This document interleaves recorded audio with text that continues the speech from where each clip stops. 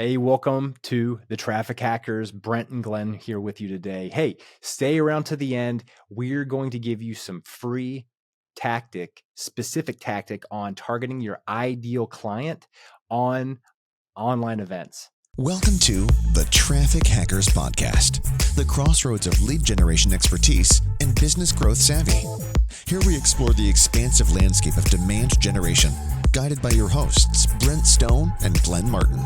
So get your laptop out and your cell phone ready. It's time to enter the world of the Traffic Hackers. So if you don't know how to find your thousands of your preferred clients, your ideal clients in online events, stay around to the end. We're going to teach you exactly how to do it. So here we go. All right, here we are. We're excited for another episode of the Traffic Hackers. I'm Brent. What's up, guys? My name is Glenn Martin, as you guys know, and I'm super pumped to be back on another episode of the Traffic Hackers. It's going to be good. We've got some really cool stuff today, and we're just getting everything kicked off. Glenn and I were talking about some of the value of just targeting the right people, because certain platforms like LinkedIn, most of the people that we speak to when we're talking to them about our specific automation software, most people tell us they don't have good results on LinkedIn. And it's sad because that particular platform is designed to be able to be searched thoroughly for your exact clients. And that's pretty much, I mean, Glenn, correct me if I'm wrong, that's pretty much the only reason why people don't get good results is because they don't know how to search. Is that right? Yeah, well, there's two reasons, but that's the first one. The first one is they don't know how to search. The second one is they're terrible at messaging. And so, I think searching is what obviously the first start to that, because if you are bad at messaging, but you have a good audience, you can sometimes still break through the noise and have some clients. So you can have some success. And so then maybe you think it's yourself, but it's two part, but definitely searching is the beginning. And yeah, LinkedIn is incredibly powerful. And if you're still if you're listening to this and you're like, man, I thought LinkedIn was like this place for online resumes and where I went to update my work history and stuff like that, you're right. But you're also terribly wrong because it is so much more than that. And it is a very, very robust social media platform, but it's targeted with high level entrepreneurs and business owners. And so that's why we are always so excited about talking about LinkedIn, because outside of the local clients that we have, LinkedIn is where we get 99% of all of our clients. And so we absolutely nerd out on this stuff, and you guys get a chance to hear how we, think and some of our go-tos. But yeah, Brent, quick answer is definitely one of the main reasons for sure. So one of the things that I really like that you said was messaging. So if we're looking at messaging and proper messaging, how are people making mistakes in their messaging on a day-to-day basis when they utilize LinkedIn? Because before you answer, I do know that people waste a lot of time on social media in general. But when they go onto LinkedIn, they probably have the intention of going on there to do business because it's a business forward platform, social media platform. But people get caught up in their feed, and then all of a sudden it's like they start treating their inbox like it's an Instagram inbox. I'm assuming. I mean, at least I did that for a long time. Now, because we've been in the training and in the trenches of doing this for quite a while now and having good results, it's just maybe we can help shed some light on what the mistakes are, so people stop making those mistakes. There's a lot of mistakes. I mean, it would probably take us like the next 3 hours to dig into all the mistakes, but I think the first thing with messaging is, well, there's several parts to this, which makes it complicated for many people where they think that, man, I should be able to send a message to a connection and say, hey, great to be connected. How's business, or how's life in your part of the world, or whatever. The problem with that is because it's a business platform. See, most of you are looking at social media as exactly that, social. You go in there and you share your cupcakes and you share all these things. And it's just like, well, you should look at it. If you're a business owner, it's business media to you now. So stop. If you want to actually grow your business in the social media platform, start remembering that this is business media.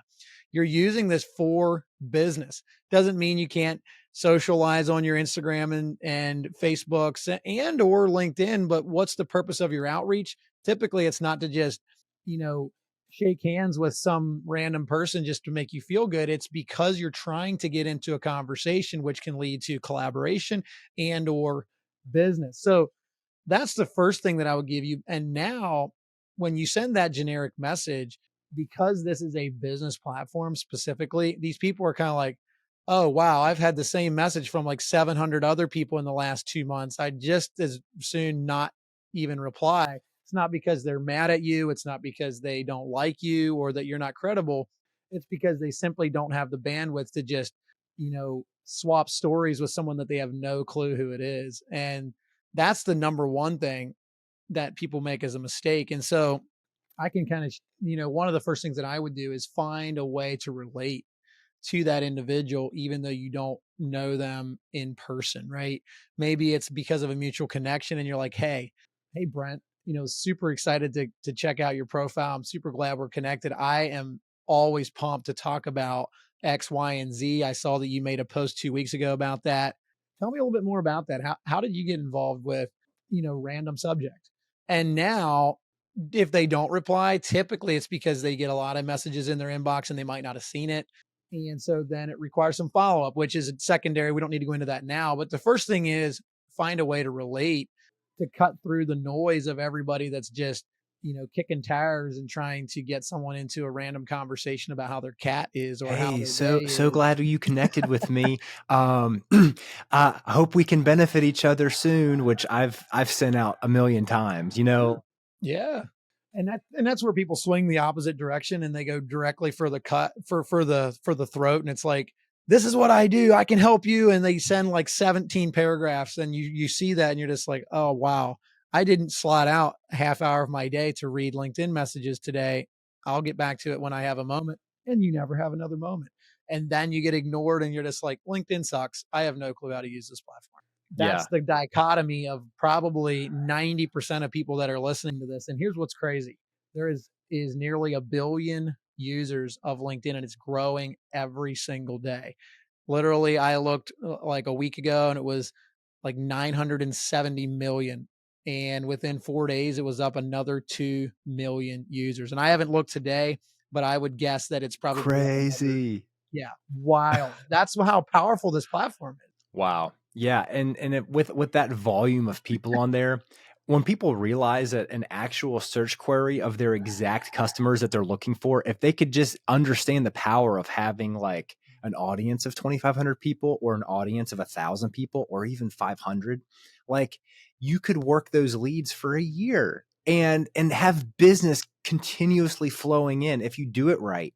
And obviously we're excited about automating that for people because that's what we do. But if people want to manually do that stuff, there's so much you can do with just a proper search. So Glenn, let's give them some value. So we started off this whole episode with telling people how they can go into events and search their ideal client. Can you tell people a little bit about how to do that?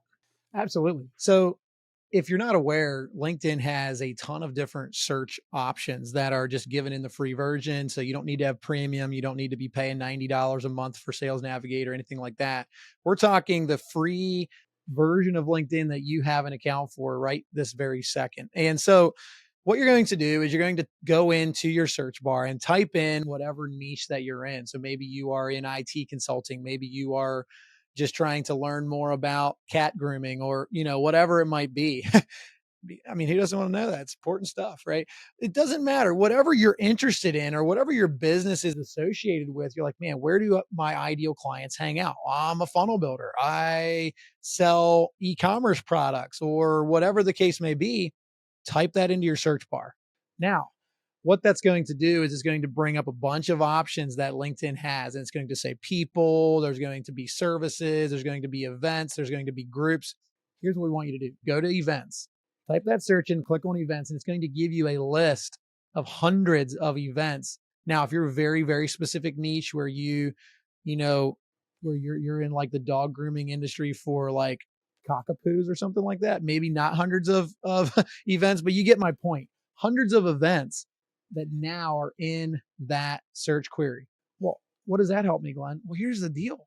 all these people that are in those events are potential prospects for you. So type in very specific, go to those events, and then click join. When you click join, now you can view all the other participants inside this event, which then allows you to start connecting with them, and you know exactly where their interests are. And so you can have a very specific conversation, not pitching, but very specific. That's the thing that I would do right out of the gate. Go in there, search, go into your events, and that's going to be your highest level of audience, because you can even search in events who's in the United States, who's in the UK, who's in Zimbabwe, or wherever you want to connect with people. That is where the power comes inside of just these types of events. So, Brent, let me know if I missed anything. I think that's going to help a ton of people. That's going to help a ton of people. You didn't miss anything. I think that that's wonderful. We're wrapping up this episode here. Thank you all for tuning in to Glenn and myself with the Traffic Hackers. Until next time, have fun and keep the traffic going.